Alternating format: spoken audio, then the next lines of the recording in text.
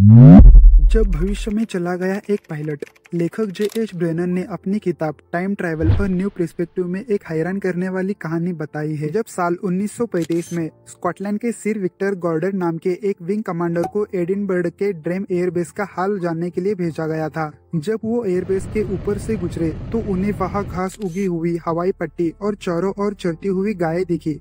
Airbase पूरी तरह से बंद और खंडहर जैसा लग रहा था। जब वो वापस लौट रहे थे और उसी समय मौसम अचानक खराब हो गया, फिर उन्होंने तय किया कि दोबारा उसी एयरबेस पर वापस जाते हैं।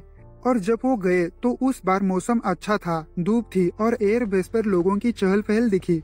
लोग नीली वर्दी में थे, जबकि उस समय आमतौर पर खाकी वर्दी होती थी। और हवाई जहाज भी अब सिल्वर रंग के थे, जो पहले उन्होंने कभी नहीं देखा था। विक्टर ने वापस आकर यह सब देखा, लेकिन असली हैरानी तो तब हुई जब 4 साल बाद उन्हें वही एयरबेस फिर से भेजा गया। तब उन्हें वही दृश्य नजर आया जो 4 साल पहले देखा था। वो महसूस करने लगे कि शायद उन्होंने अचानक भविष्य में झांक लिया था। हालांकि कुछ लोग कहते हैं कि शायद उन्हें लोकेशन का सही अंदाजा नहीं था, लेकिन यह कहानी आज भी समय यात्रा का एक रहस्य बनी हुई है। जब अचानक एक कार हुई थी गायब। जरा सोचिए, आप एक सुनसान हाईवे पर अपनी कार चला रहे हैं और चारों तरफ सन्नाटा है, ना कोई गाड़ी ना कोई इंसान। और तभी अचानक सामने एक अजीब सी कार आती है, लेकिन पहली नजर में लगता है कि यह कोई बहुत पुरानी कार, यानी कि 1914 के जमाने की। ठीक ऐसी ही घटना 1969 में अमेरिका की लुसियाना की है, जब एल.सी. बैक और उसका दोस्त उस दिन बिल्कुल ऐसे ही हाईवे पर सफर कर रहे थे। जैसे ही उनकी नजर उस कार पर पड़ी, वो हैरान हो गए और उसे देखकर जिज्ञासा बढ़ी, तो उन्होंने अपनी कार पास ले जाकर अंदर झांकने की कोशिश की। अंदर एक महिला और एक बच्चा बैठे थे। उनकी ड्रेस देखकर साफ लग रहा था कि वो लोग आज के नहीं बल्कि बीते जमाने के हैं। महिला ने जैसे ही उन दोनों को देखा, वो डर गई। एल.सी. बैक ने कई बार इशारा करके उससे कार को रोकने के लिए कहा। आखिरकार महिला ने थोड़ी दूर जाकर अपनी कार को रोक देती है। अब एल.सी. बैक ने भी तुरंत अपनी कार उसके सामने रोक दी और जल्द ही नीचे उतरकर पीछे मुड़ा ताकि उस कार तक पहुंच सके। लेकिन जब उसने पीछे देखा तो कार वहाँ थी ही नहीं। वो पूरी कार अचानक ऐसे गायब हो चुकी थी जैसे कभी थी ही नहीं। ना कोई कार की आवाज, ना ब्रेक के निशान, ना किसी इंसान का पता। हाईवे चारों तरफ खाली था और सभी तरह सिर्फ सन्नाटा बचा था। आज तक वो रहस्य बना हुआ है कि वो कार आखिर थी क्या? क्या वो कार सच में टाइम ट्रेवल करके आई थी या फिर यह सिर्फ एक भ्रम था? दोस्तों, कभी आपने सोचा है कि अगर कोई इंसान भविष्य को पहले ही देख ले तो कैसा होगा? आज मैं आपको ऐसी ही एक हैरान करने वाली घटना बताने वाला हूँ जो सचमुच हुई थी।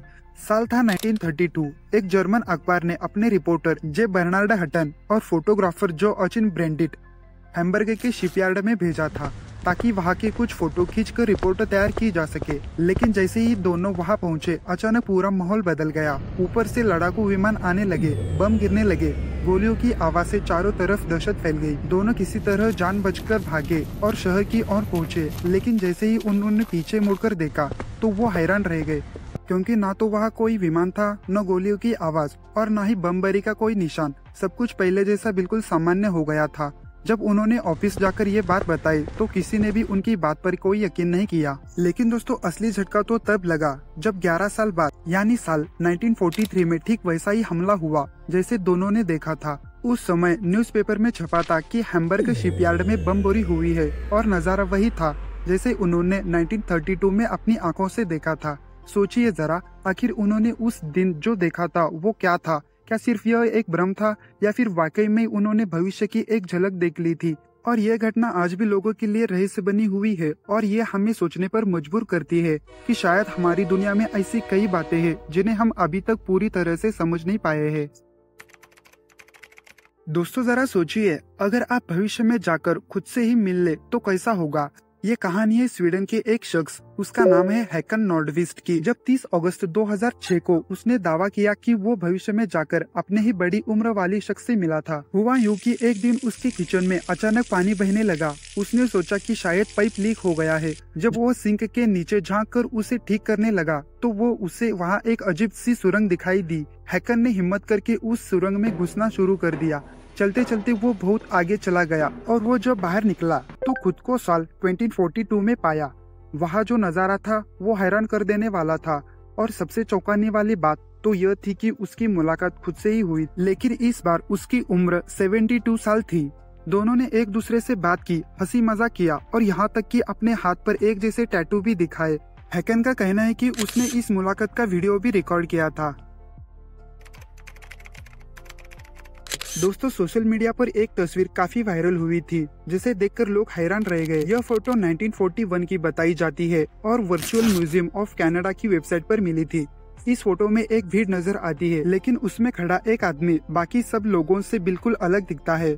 बाकी लोग पुराने जमाने के कपड़े में है, लेकिन यह शख्स मॉडर्न जैकेट और धूप का चश्मा पहने दिखाई देता है। इतना ही नहीं, उसके हाथ में एक कैमरा भी है जो उस समय का बिल्कुल भी नहीं लगता।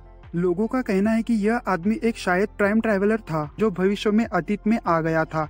हालांकि कुछ लोग कहते हैं कि ये सिर्फ नॉर्मल कपड़े और कैमरा था जिसे उस समय में खरीदा जा सकता था, लेकिन सच क्या है ये आज भी रहस्य बना हुआ है। दोस्तों, ये कहानी है अमेरिका के एक शख्स की जिसका नाम है एंड्रू कार्लेसन, जिसे 28 जनवरी 2003 को गिरफ्तार किया गया था। उस पर आरोप था कि उसने वॉल स्ट्रीट में एक इनसाइडर ट्रेडिंग की है, लेकिन जो बात पुलिस और मीडिया के लिए हैरान करने वाली थी वो है कि उसने सिर्फ $800 को बदलकर $350 मिलियन यानी कि करीब 2000 करोड़ रुपए बना लिए थे। जब उससे पूछताछ हुई थी तो एंड्रू ने चौंकाने वाला दावा किया, मैं साल 2256 से आया हुआ हूं और मुझे पहले से पता था कि कौन से स्टॉक्स चलने वाले हैं। बेशक किसी ने उसकी बात पर यकीन नहीं किया, लेकिन उसकी कमाई देखकर हर कोई सोच में पड़ गया। कहानी में ट्विस्ट तब आया जब उसे बेल पर छोड़ा गया। इसके बाद वो अचानक गायब हो गया और फिर कभी किसी को दिखाई नहीं दिया। आज भी लोग इसे दुनिया के सबसे रहस्यमय टाइम ट्रैवल केस में से एक मानते हैं।